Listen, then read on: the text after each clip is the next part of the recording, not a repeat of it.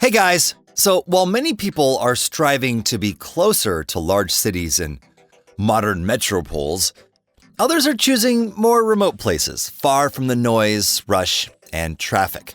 Now, usually a country house in a nice area that looks magnificent kind of becomes their emergency shelter. But for others that love clean air and being one with nature, the saying, "relax far from civilization," creates an extreme, if not literal, idea. By the way, welcome to our channel.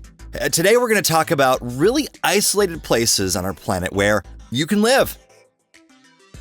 So Tristan da Cunha is an archipelago in the southern Atlantic Ocean, and it's part of the British St. Helena territory.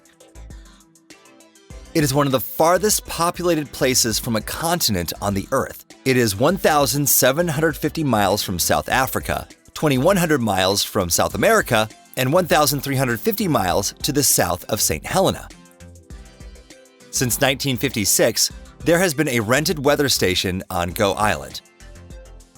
The island's climate is a moderate oceanic one. The average temperature ranges from 48 degrees Fahrenheit to 63.5 degrees Fahrenheit. The Tristan da Cunha Islands have no mammals, except for seals on the coast and mice brought to Gough Island by man, as well as humans themselves, reptiles, or butterflies. The remoteness of the island affects animal and plant life. As of 2016, there were 267 people on the island. All the inhabitants are descendants of the 8 men and 7 women that moved to the island between 1816 and 1908, so the island has 9 different last names.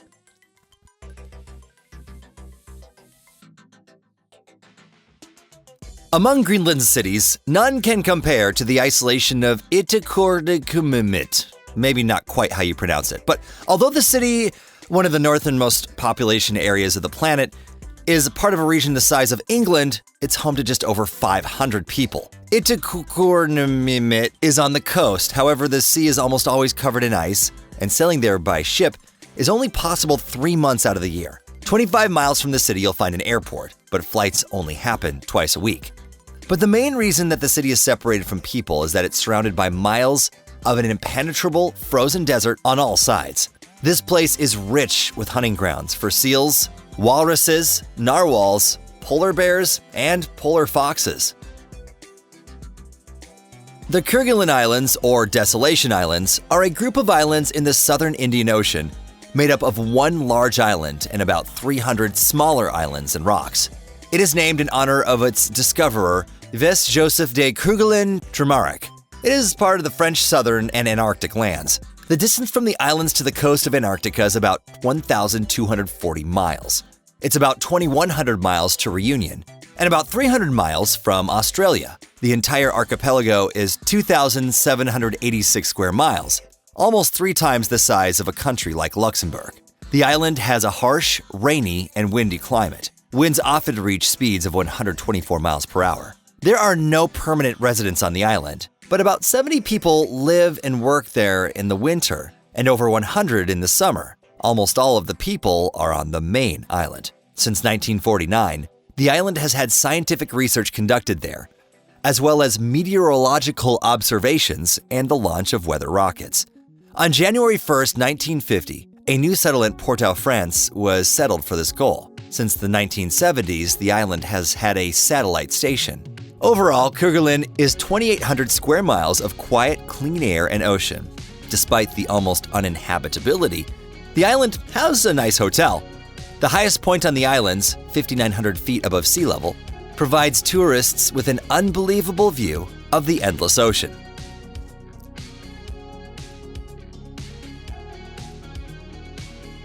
The high mountain valley of Elqui in Chile is famous for its grapes that make magnificent Chilean wine and the truly Chilean brandy pisco, as well as for its amazingly clear sky.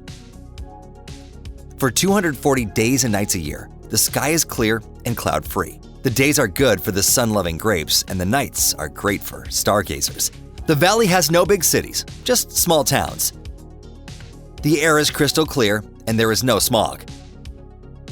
You'll find the Elqui River in the valley with the Sphinx Observatory, one of the largest in the entire southern hemisphere. This is where the first and only hotel observatory was opened in 2005.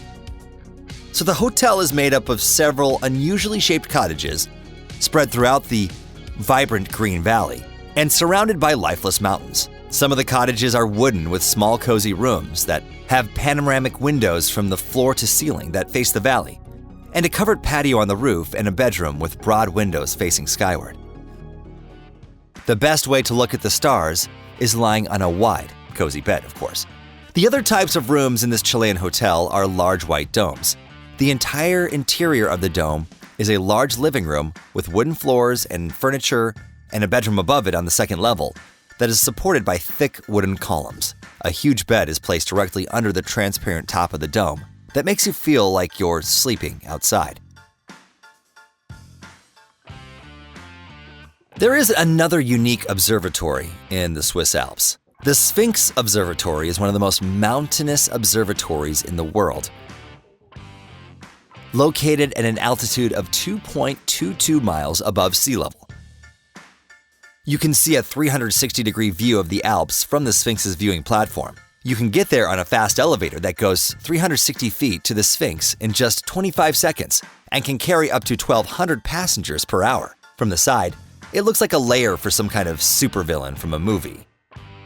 They call this place the top of the world in Switzerland, and it's not easy to get there. Bern is the closest city to the observatory, and it's a 45-minute train ride to the base of the Alps from there. Then you need to get on several more trains, and finally, after 3 hours, you'll be where you need to be. Now, according to the Guinness Book of World Records, this is the smallest developed island in the world. Bishop Rock is part of the Isles of Scilly to the southwest of England. The island is just 0.0002 square miles.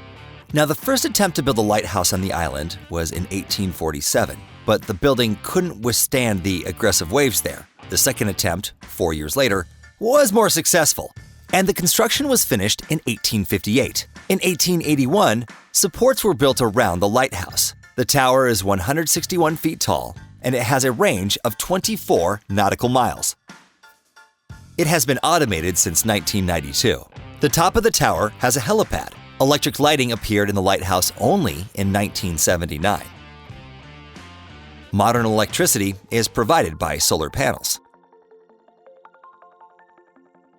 One of the biggest ship catastrophes in British history happened near the island on May 7, 1875. The steamship Schiller ran aground because of a navigation error. Only 37 out of 372 people were saved. Now, another unique place, and a place that's really fun to say, is Spitzbergen, a Norwegian archipelago about 23,500 square miles in area that is in the Arctic Circle. The polar days and nights last for months. The largest settlement is Longyearbyen, home to 2,700 people. They are mostly scientists and miners. Despite the harsh climate, Spitzbergen is home to the global seed vault that has seeds from plants the world over. The vault is 393 feet deep into the rock at an altitude of 427 feet above sea level. Now, in case of a global catastrophe, it will be safe. The building is equipped with blast-proof doors, airlocks, movement sensors, and walls made of 3-foot-thick reinforced cement that can withstand even nuclear warheads. Currently, the vault has about 890,000 species of seeds packed in sealed bags that look like aluminum foil and are placed in specially filled containers. In total, the seed vault can hold 4.5 million types of seeds of various species. The archipelago also has 7 national parks and many animals, including deer, belugas, and Arctic foxes, that you can meet right in Longyearbyen or near the airport. Spitzbergen's calling card is the aggressive terns that defend their territory by diving at pedestrians. Well, that's all for today, and if you've ever had that desire to live on a deserted island, let me know in the comments if you want to be on any of these islands. Be sure to leave a like too, and don't forget to subscribe, and we'll see you next time.